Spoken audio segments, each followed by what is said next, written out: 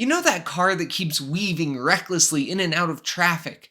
Or the one that cut you off earlier, you had to slam on your brakes so you didn't rear end them? Or that one that's going 30 miles under the speed limit on the interstate, backing up traffic for miles? Why is it that there are so many idiots on the road these days? And why are you one of them?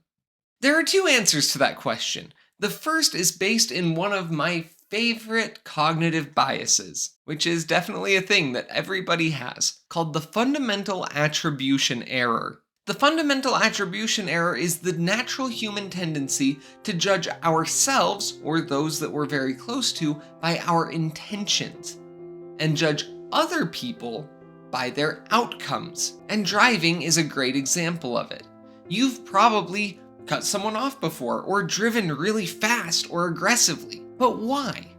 Maybe you were running late for a meeting, or needed to get to the hospital in an emergency, or maybe you just really had to go to the bathroom. Maybe you cut someone off because you just didn't see them coming, or you thought they were going a lot slower than they actually were. There are a lot of perfectly reasonable explanations. You aren't a bad driver. There are just weird circumstances sometimes. But when other people cut you off, it's because they're reckless idiots who don't know how to drive and shouldn't be on the road.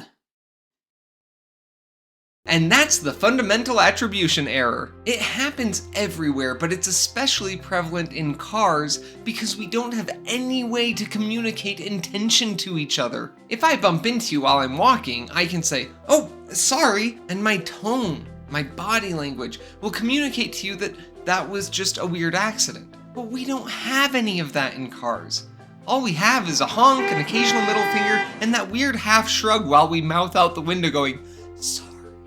And that is actually the second major reason that people drive so poorly and get road rage. It's because cars are dehumanizing. They're just metal boxes. Outside of Pixar, they don't have faces or feelings, and so it's a lot easier to get apocalyptically angry at them.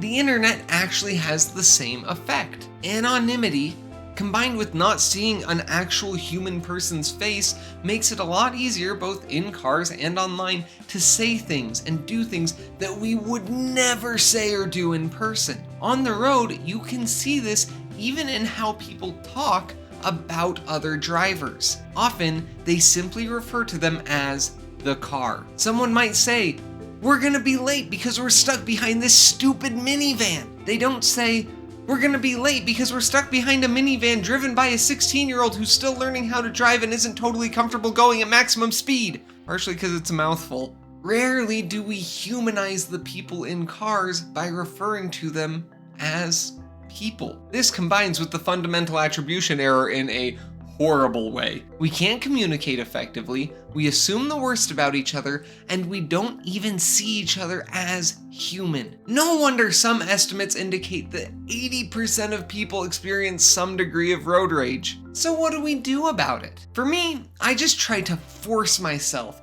to make positive assumptions, and I do it by talking back to my anger. When I find myself annoyed at another driver for doing something reckless or idiotic, driving too fast, cutting me off, I think maybe they're on their way to the hospital, where a relative is on their deathbed, and they're just hoping they can make it there in time. I don't know. Who knows what could be going on in their life? And then when they turn the opposite direction from the hospital, I say, you know, maybe they just really need to poop.